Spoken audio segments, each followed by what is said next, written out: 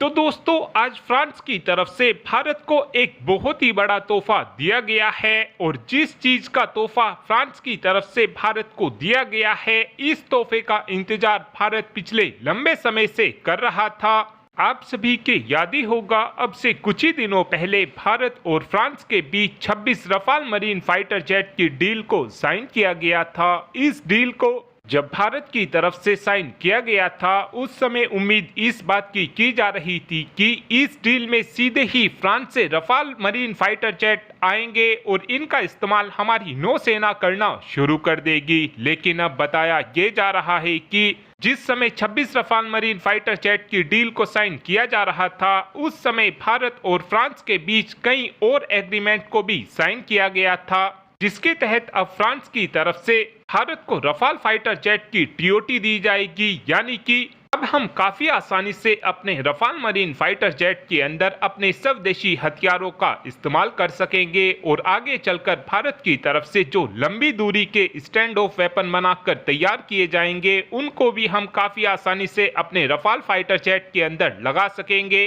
साथ में बताया ये भी जा रहा है कि उस एग्रीमेंट के दौरान इस चीज को लेकर भी अंडरस्टैंडिंग बनी थी कि अब भारत के अंदर ही रफाल फाइटर जेट के फ्यूजलाज को बनाकर तैयार किया जाएगा। और आज रफाल फाइटर जेट के फ्यूजलाज को लेकर ही बड़ा अपडेट आया है। दरअसल आज फ्रांस की डसोल्ट एविएशन और भारत की टाटा एडवांस सिस्टम के बीच एक एग्रीमेंट को साइन किया गया है, जिसके तहत हैदराबाद के अंदर अब रफाल फाइटर जेट के फ्यूजलाज को बनाकर तैयार किया जाएगा। और जो ये भारत के अंदर रफाल फाइटर जेट के फ्यूजलाज बनाकर तैयार किए जाएंगे, ये हमको 2028 से मिलने भी शुरू हो जाएंगे। और इस फैसिलिटी के अंदर हम एक महीने में 2 रफाल फाइटर जेट के फ्यूजलाज को बनाकर तैयार कर सकेंगे। इस समय देखा जाए तो रफाल फाइटर जेट की एमआरओ फैसिलिटी को भी जेवर के अंदर बनाया जाएगा। जिस समय इन एग्रीमेंट को साइन किया जा रहा था, उस समय उम्मीद इस बात की भी की जा रही थी कि फ्रांस की तरफ से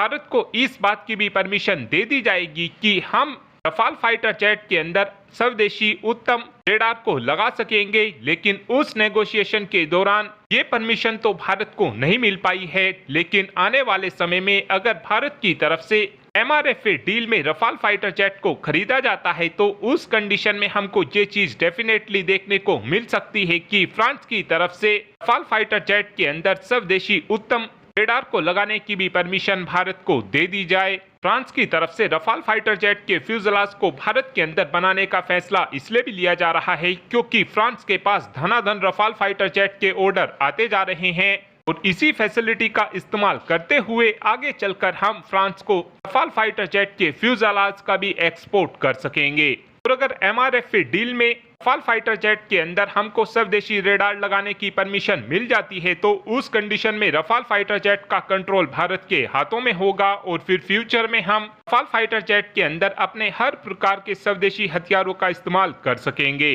साथ में एक अपडेट एरो इंजन को लेकर भी आया है। आप सभी के याद ही होगा, अब से 7 दिन पहले ही हमने आपको बताया था कि भारत ने फ्रांस के M88-4 वर्जन इंजन को लेकर बातचीत करनी शुरू कर दी है। और ये न्यूज हमने आपको IDRW के एक आर्टिकल को देखते हुए दी थी, लेकिन अब HAL की तरफ से बताया ये जा रहा है कि इस बात में कोई भी सच्चाई नहीं है। साथ में HAL की तरफ से ये बात भी बताई गई है कि इस वक्त हमारी बातचीत जनरल इलेक्ट्रिक के साथ चल रही है और जल्द ही इंजन को लेकर नेगोशिएशन को पूरा भी कर लिया जाएगा। यानी कि हमको हमारे तेजस मार्क 2 फाइटर जेट और हमारे एमका फाइटर जेट के अंदर F414 इंजन ही लगा देखने को मिलेगा।